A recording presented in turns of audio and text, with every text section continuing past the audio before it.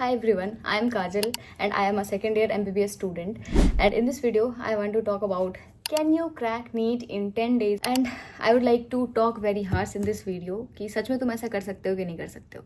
सबसे पहले बात करते हैं कि तुम ऐसा क्यों सोच रहे हो, क्यों तुम ऐसा लोगों से पूछ रहे हो, दूसरे लोगों से कि यू कैन क्रैक इट और नॉट। लाइक तुम्हें खुद पता होना चाहिए अंदर से, कहीं ना कहीं पता है पूरी दुनिया कुछ भी बोल देना, लास्ट में अंदर से एक आवाज़ आती है कि अगर तुमने मेहनत किया है कि भाई मैंने किया तो है, मेरे से हो सकता है। और अगर बिल्कुल नहीं किया तो अंदर से आता है कि यार तुम क्या कर रहे हो, तुमसे थोड़े ना होगा, तुम कितनी भी तुम चोचलेबाजी कर लो तुमसे नहीं होगा। I don't know why you need the validation, क्यों तुम लोगों से पूछते फिर रहे हो, बट सिंस यू पूछ रहे हो here is the answer. Internet पे मैंने क्वेश्चन देखा था, पता है क्या, can I crack NEET in last 10 days if I am at 0 right now. मेरे को एक बात बताओ, व्हाट इज 0? ऐसा है कि तुमने कभी ये देखा, ये जानते हो ये क्या इसको देखो, इसको पहचानते हो, या फिर तुम इसको देखो, इसको पहचानते हो? तो तुम्हारे अनुसार 0 का डेफिनेशन क्या है? मेरे अनुसार 0 का डेफिनेशन पता है क्या है, कि तुम्हें नीट का सिलेबस भी नहीं पता, तुम्हें नहीं पता कितने चैप्टर्स हैं, तुम्हें नहीं पता कि कौन कौन सा बुक पढ़ना है, तुम्हें कुछ नहीं पता। बेसिकली तुम्हें सिलेबस के बारे में कुछ नहीं पता, पूरे साल तुमने कभी नोट्स नहीं उठाए, कभी तुमने कुछ भी नहीं उठाया, तुमने कुछ नहीं पढ़ा, तुमने लेक्चर भी नहीं किया। आई डोंट थिंक कि अगर तुम 0 पे होते तो तुमने इस वीडियो पे क्लिक किया होता, या फिर तुम सर्च कर रहे हो इंटरनेट पे। पहली बात, डेफिनेशन ही गलत है। तुम जिसको 0 समझ रहे हो एक्चुअल में वो 0 नहीं है, वो मे बी वो 30 है, मे बी वो 40 है, बट 0 तो बिल्कुल नहीं है। 0 का मतलब इज 0, एकदम 0, बिल्कुल 0। You are not at 0। अगर तुम्हें पता है कि एनसीईआरटी में इतने चैप्टर्स हैं और तुम्हें पता है कि मेरा ये चैप्टर अच्छा है, ये तो इससे तो मेरे क्वेश्चन, अगर एक भी ऐसा चैप्टर है जिससे तुम्हारे क्वेश्चंस बन रहे हैं, जिसमें तुम बहुत स्मार्ट हो उस चैप्टर में, you are not at 0। Let's begin it here, you are not at 0। फिर भी तुम्हारे दिमाग में एक क्वेश्चन तो रहेगा, can I crack it in 10 और 15 days? यू कैन, एक चीज you can not, but even if you can not, you can improve your score by 100 marks or 200 marks still in 10 or 15 days, whatever you have left in your hand.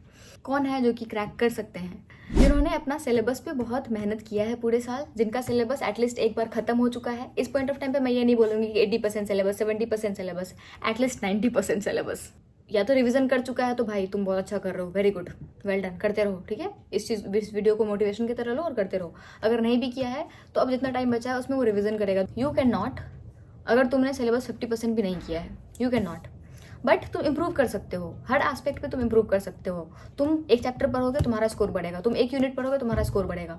इस तरह से होता है। जैसे जैसे तुम मेहनत करोगे, जैसे जैसे तुम नई नई चीजें पढ़ोगे सिलेबस में से, उसको रिवाइज करोगे, तुम्हारा स्कोर बढ़ेगा, ऑफकोर्स बढ़ेगा। The thing is, even if you can and even if you cannot, whatever your thought is or whatever my thought is, that doesn't matter, but the thing is तुम लोगों में से किसी को भी गिव अप नहीं करना है। तुम्हें पता है कि तुम्हारा हो सकता है, तुम उस चीज़ पे ध्यान दो कि भाई मेरा होगा। तुम्हें पता है कि यार मेरे से तो नहीं हो पाएगा, बट उस चीज़ पे ध्यान दो कि मेरा इंप्रूव होगा, मेरा स्कोर इंप्रूव होगा। अगले ड्रॉप में या तो मेरे काम आएगा वो चीज़, या फिर मैं अगर कोई और कोर्स लेना चाहता हूँ या चाहती हूँ, एक लेवल ऊपर का कोर्स मिलेगा अभी के मेहनत से। लास्ट के 15 दिन बहुत ज़्यादा इंपॉर्टेंट होते हैं इन एस्पेक्ट ऑफ रिवीजन। अभी अगर तुमने जी तोड़ करके मेहनत कर लिया ना, मैंने एक बार बोला था कि ये जो लास्ट का टाइम होता है ना, उसी से खेल पलटता है। बहुत सारे लोग ऐसे भी होते हैं जिनका सिलेबस खत्म हो गया और उनका 300 ही नंबर आ रहा है, या फिर 400-500 नंबर ही आ रहा है, और उनका 15 दिन के गैप में अचानक से दिखेगा कि तुम्हें 600 क्रॉस कर गया। और मैं देखती थी कुछ लोगों को, और फिर जब क्लोजली ऑब्जर्व किया तो पता चला कि उनका सिलेबस कंप्लीट कर रहे थे वो लोग उतने दिन से, इसीलिए उनका स्कोर नहीं आ रहा था। और जैसे ही सिलेबस कंप्लीट हुआ, उन लोगों ने पूरा एकदम झोंक दिया अपने आप को रिवीजन में, रिवीजन किया, और अब उनका स्कोर बहुत अच्छा आ रहा है। अचानक से बहुत ज्यादा स्कोर आ रहा है। पहली बात तो तुम्हें मॉक टेस्ट के स्कोर से डिमोरलाइज नहीं होना है। मॉक टेस्ट का स्कोर तुम्हें इस तरह से स्मार्टली यूज करना है ताकि तुम नीट में बहुत अच्छा स्कोर कर पाओ। उस चीज के लिए होता है मॉक टेस्ट का स्कोर, फर्स्ट थिंग फर्स्ट। अब जब लोगों की बात हो गई, यू कैन नॉट, दोनों लोगों की बात हो गई। अब दोनों लोगों के लिए एक बेसिक पेज पे आते हैं कि तुम दोनों को क्या करना है। तुम लोगों को रिवीजन नहीं छोड़ना है अभी से लेकर के लास्ट तक। मान लो कि तुम ऐसे स्टूडेंट हो जो कि नीट से कुछ दिन पहले पढ़ना छोड़ दोगे, तो उसके अनुसार तुम अपना प्लान बनाओ। मेरे लिए ये चीज़ काम नहीं किया था। मैंने नीट से 10 मिनट पहले तक भी फॉर्मूला शीट रिवाइज किया था, क्योंकि मेरे को एग्जाम एंग्जाइटी हो रहा था कि यार, जैसे मैं छोड़ रही थी ना पढ़ना, मेरे को लग रहा था कि नहीं, मेरे से हैंडल नहीं हो रहा था। तो मैं क्या कर रही थी, स्वाइप कर रही थी पूरे टाइम, मैं फॉर्मूला शीट देख रही थी। तो whatever type of student you are, तुम अपने आप को एनालाइज कर सकते हो बहुत अच्छे से, तुम्हें पता होगा।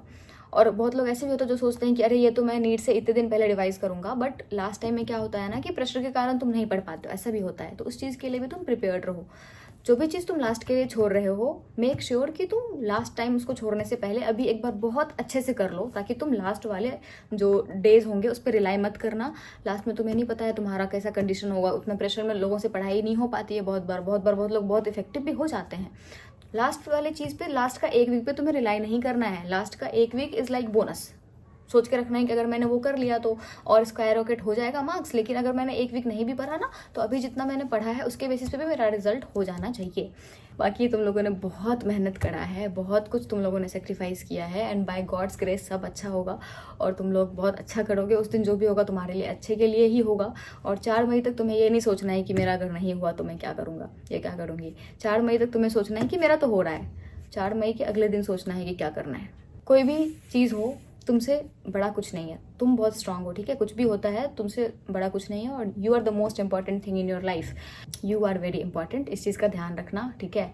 अभी दिमाग को अपने ऊपर ज़्यादा हावी मत होने दो, बहुत स्ट्रेसफुल माहौल है। अभी अपने लव्ड वंस के कांटेक्ट में रहो थोड़ा, जो तुम्हें मोटिवेट करते हैं या फिर जो समझते हैं तुम्हें, उन लोगों से थोड़ा बातचीत करो, तुम्हें अच्छा लगेगा।